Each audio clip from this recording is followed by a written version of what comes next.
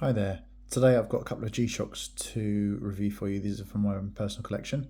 I've had them for a few years and haven't been that bothered about doing a review because there's hundreds of them on the internet before, but I had a bit of time on my hands, no pun intended, and I thought I'd do a review. So let's start with the classic. This is the Casio G-Shock GWM5610 1ER Tough Solar. So this is a solar powered, so battery charged by the light. It's tough, obviously, and it is multi-band, so that means it receives radio frequencies for the time updates, keeping it super accurate essentially. Multi-band 6 means that you can travel most places in the world and you'll get the updates wherever you are.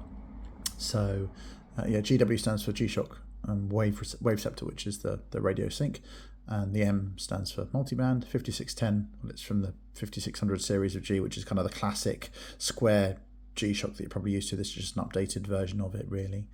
And the 1 is the colour black. ER is the region. So this is European. That's where I'm based, well, in the UK. So essentially, yeah, this is probably my most worn watch. I do a lot of sports. Rock climbing is not a lot of sports, but I do rock climbing specifically, and I want to wear something that's pretty durable, and I bash this thing up. You can sort of see it's got a bunch of scratches and dings on there. This is mineral glass, which is obviously far less scratch resistant than sapphire, but you probably want mineral glass on one of these because sapphire can shatter if you hit it too hard.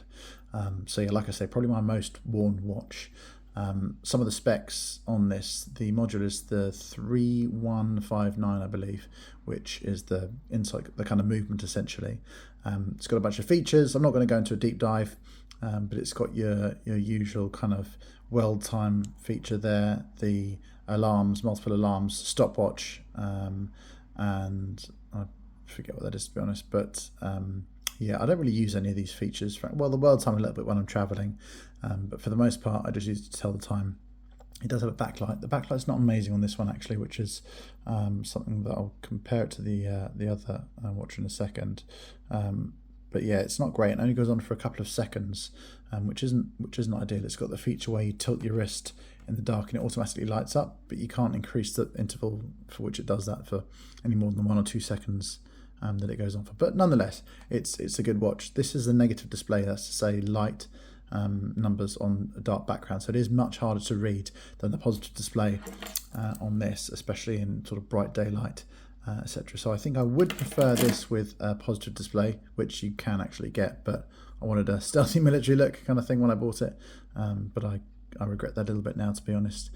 So this comes on, this is the traditional resin body with a stainless steel back, and it comes on a stainless steel strap, which is adjustable as you put it on. So if your wrist does expand or contract throughout the day, which it can do with heat and traveling and the likes, you've got these adjustments here, which is great. Which you don't have, unfortunately, on the full metal G, which I'll go into in a second. This watch here, it retails for £135 on the UK G-Shock website. It's still available. On Amazon, you can get it for just under £100. 200 metre water resistance, mineral glass, like I say. This is 51 grams on the wrist, so it's pretty light. It's actually also slightly smaller than in fact, there we go. So this is the GMW B5000 GD4 Tough Solar. So similarities, it's a tough solar range, so it charges by the sun and it's relatively tough, although it is made of metal. The GMW, I believe, means G-Shock Metal Wave Scepter because it has the same radio sync frequency, the same multi-band 6 kind of international radio sync features that this one has here. Yeah. But the B before the 5000 means this is Bluetooth. So this has the ability to connect to your mobile phone via a G-Shock app, and you can do things like find your phone from the watch or find the watch from the phone. I had it for about a week and the gimmick wore off very, very quickly. I also found that it tends to drain the battery of this watch. If I store this in the dark in my watch box, then it actually has an also off feature, which is great. So it turns off the display whilst retaining the timekeeping features. But when you turn it back on and get out of the watch box after 3 or 4 days, it will say it's low battery and you've got to leave it in the light, which is kind of annoying. You don't have that with this. This seems to retain the battery charge much better. They actually take exactly the same battery, but I'm assuming because of the Bluetooth features of this, it just wears down a lot quicker, which is strange considering it has that auto off feature. Also, you can turn the Bluetooth off, which I have now done actually just before this review. So I don't know if this is going to make the battery life last a bit longer. I'd hope so. I've turned the Bluetooth feature off, so it's not trying to sync or pair with my phone. But still, like I said, it has kind of historically needed more charging than this. But it's not the end of the world when you usually have access to sunlight if you're out and about. This has a much better backlight, which is also the positive display, which you can see, which I prefer. It has a much better backlight. It has this kind of illuminating one that lasts a bit longer as well.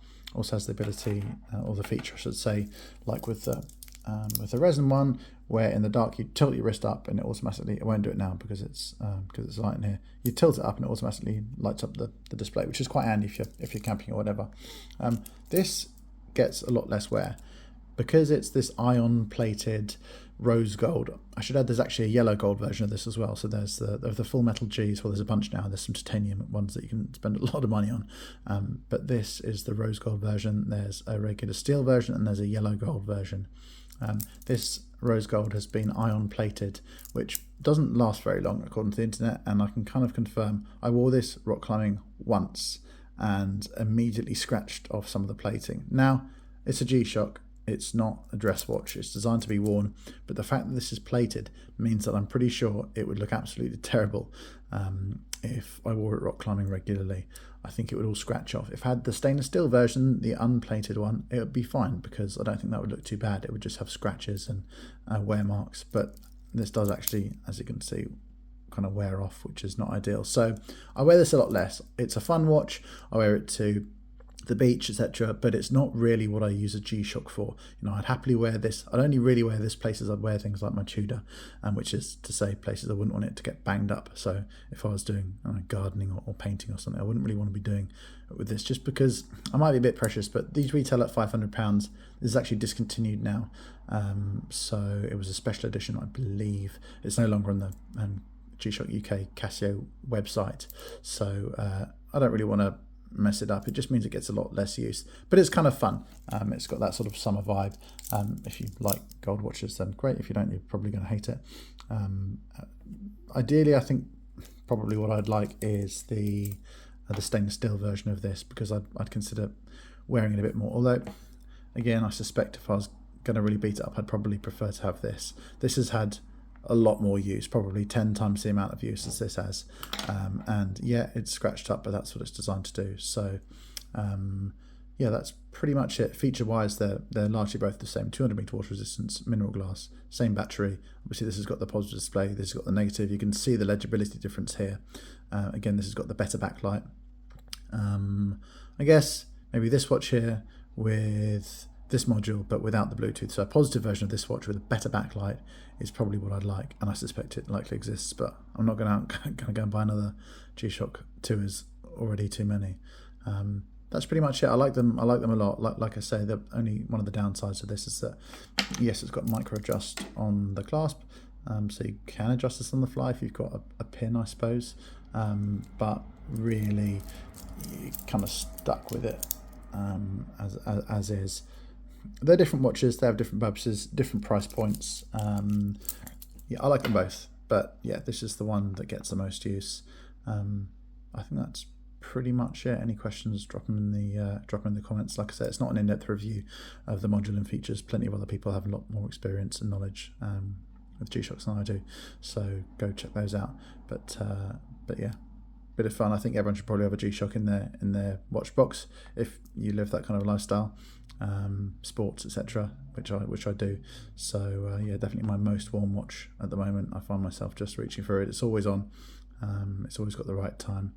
Oh yeah, this does have the ability with the Bluetooth to sync to your phone if you're in an area that doesn't have multiband 6, which feels like quite a niche use case. If you've got your phone and it's turned on, well, you know what the time is anyway. So again, I don't really use a lot of the features of this watch here on the left, but it's kind of cool to have, except for the battery drain feature bug. Yeah, that's pretty much it. Any questions, drop them in the comments, and thanks for watching.